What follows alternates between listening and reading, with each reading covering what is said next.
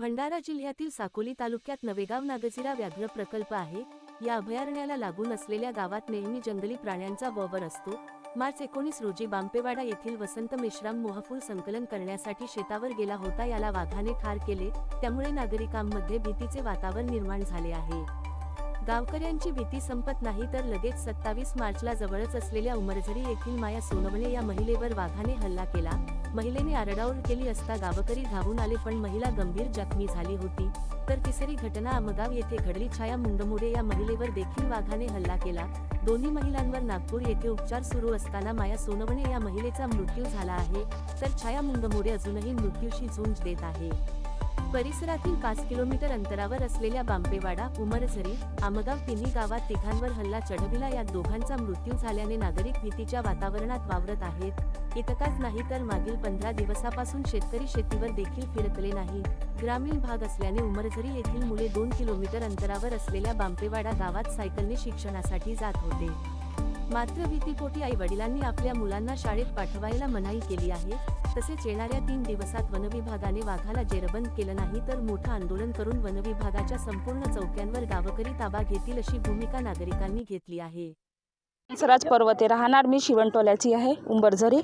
माझा मुलगा बांपेवाड्याला शाळेत जाते, त्या भीतीमुळे आम्ही पाठवत नाही मुलाला। कोणत्या वर्गात आहे मुलगा? हा मुलगा दुसऱ्या वर्गात आहे। किती मुलं आहेत? 2 आहेत मुलं। एक अंगणवाडीला जाते, तिथं पण मक्का वगैरे आहे, तिथंही आम्ही पाठवत नाही। बहुताल मक्का आहे, याच्यामुळे आम्ही कुठंच नाही पाठवत।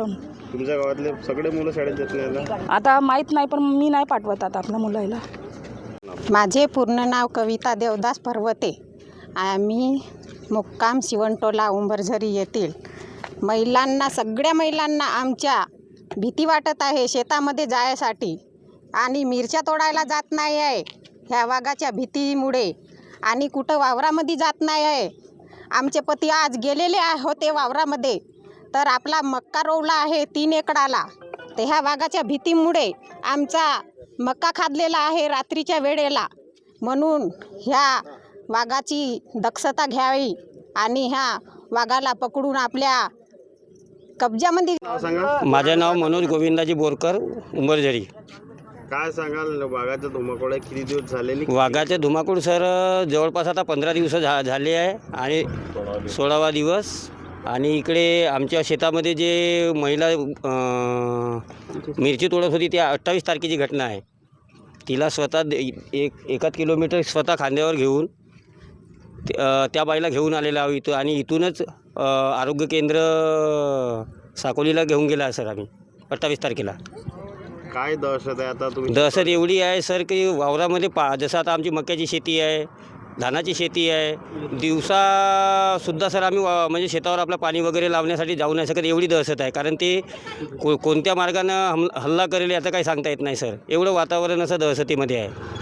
मग शेतीवर आता पाणी वगैरे देणार? पाणी सर रवरान पाणी आहे, कुठं जाते का जाते आणि केव्हा पीक घराला येईल वरून कसं सर। आता तिथं जाळीचा नाही, कंपाऊंड आहे किंवा हे नाही आहे, कोणते पण जण, नुसतं वाघच नाही सर की डुक्कर आहेत, रानमशी वगैरे आहेत, त्यासुद्धा वावरात त्यांचं वास्तव आहे सर।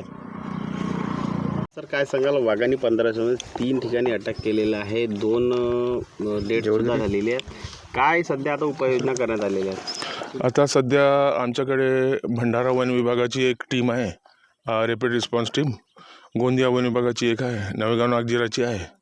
असं 3-4 टीम मिळून आम्ही हे 4-5 दिवसापासून शोध अभियान सुरू केलेलं आहे, आणि त्याच्यात कमीत कमी 180च्या जवळपास स्टाफ आहे, आणि ट्रँक्युलायझेशन गन आहे। आम्ही बेड बनवले आहे जंगलामध्ये, त्याची फूटप्रिंट वगैरे आपल्याला भेटले, त्याची लोकेशन आपल्याला करता येते तसं। आणि 17-18 टीम डेप्यूट केलेली आहे। वाघीण कुठेही दिसली तो ते आम्हाला कॉन्टॅक्ट करतील, आणि आम्ही त्याला ट्रँक्युलाइज गनने त्याला डाट मारून बेशुद्ध करणार आहे। काय नागरिकांना आवाहन करण्यात आलेलं आहे? एकंदरीतच 15 दिवसांत वाघीण परिसरात फिरत आहे, त्यांना आव्हान असं केलं की आम्ही जनजागृती करून राहिलो की तुम्ही शेतात एकटे दुकटे जाऊ नका, कमीत कमी समूहाने 8-10 किंवा 5-6चे समूहाने जा, आणि शक्यता टाळा।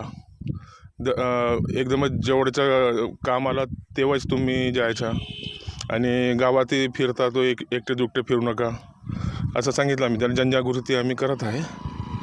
सर तुमचं पूर्ण नाव आणि पत्ता? माझं नाव शोएब अशफाक रिजवी आहे. मी ACF नवेगाव आहे. नवेगाव नागझिरा टायगर रिझॉर्टमध्ये काम करतो साहेब.